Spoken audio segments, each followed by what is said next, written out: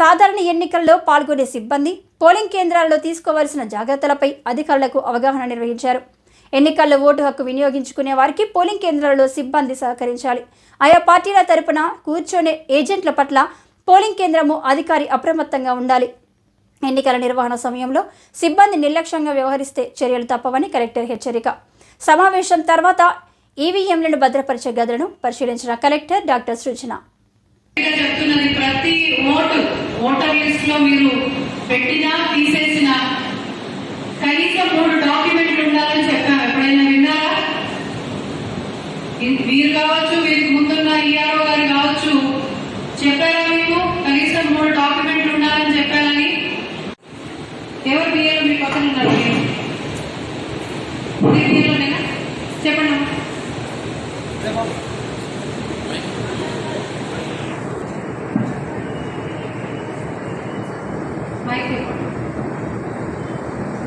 ఒక వ్యక్తిని ఎంటర్ చేయాలంటే ఫస్ట్ ఆధార్ కార్డులో ఆ విలేజ్కి సంబంధించినారా లేదా అని చెప్పేసి అడ్రస్ ప్రూఫ్ అర్జిస్తాను నేను. తర్వాత కొత్త ఓటర్ అయితే వాళ్ళ 10th క్లాస్ మార్క్ లిస్ట్ తీసుకొని దాంట్లో డేట్ ఆఫ్ బర్త్ కరెక్ట్ ఉందో లేదో అర్జిస్తాను. ఒక డెత్ పర్సన్ ఏమన్నా తీసేయాలంటే డెత్ సర్టిఫికేట్ తీసుకుంటాం మేడం. వాళ్ళు లేదు ఇంతకు ముందు ఎప్పుడన్నా చాలా ఇయర్స్ కింద చనిపోయారు అలా అంటే పంచనామా తీసుకొని వాళ్ళ ఫ్యామిలీ మెంబర్స్తో అథెంటికేషన్ చేయించుకుంటాం. You are correct, but 1 word correct, 2 word not correct. నేను 3 డాక్యుమెంట్లు అని చెప్పిన దాంట్లో ఇది ఒకటి. ఉండవలసిన వాళ్ళు ఎవరు, ఉండకూడని వాళ్ళు ఎవరు అనేది నిర్ధారణ చేసి డ్రాఫ్ట్ వేసాము. డ్రాఫ్ట్ వేసిన తర్వాత వాటి మీద అబ్జెక్షన్స్ తీసుకున్నాము. కొన్ని లక్షల వేల అప్లికేషన్స్ ని మనము డిస్పోజ్ చేశాము. మొదటి బాధ్యత బియ్యంలో వహించాల్సి వస్తుంది. రెండో సినారియో ఉండకూడని వాడు ఉండటం, అది కూడా మీకు అక్కడే తెలిసిపోతుంది. నేను ఇందాక చెప్పినట్టు ఏజెంట్లు ఉంటారు, అందరి క్యాండిడేట్లకు సంబంధించిన ఏజెంట్లు ఉంటారు.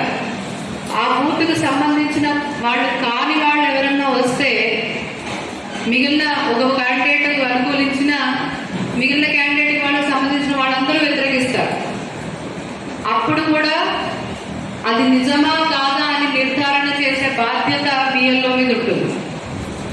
సో 1 సంవత్సరం కాలంగా మనం పడిన కష్టానికి టెస్ట్, లిట్మస్ టెస్ట్ పోలింగ్ రోజున ప్రతి బిఎల్ఓ ఉంటుంది.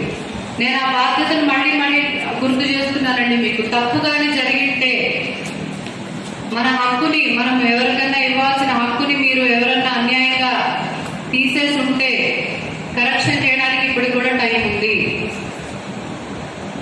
బిఎల్ఓకి మళ్ళీ చెప్తున్నాను, డెలిషన్ ఏమన్నా చేయడంలో ఆపేసాను తప్ప అడిషన్స్ చేయాల్సినవి ఏమన్నా ఉంటే ఇంకా కూడా టైం ఉంది. కానీ ఇప్పుడు అడిషన్స్ చేసే కొద్దీ ఇప్పటి వరకు ఎందుకు చేయలేదనే ప్రశ్న కూడా వస్తుంది.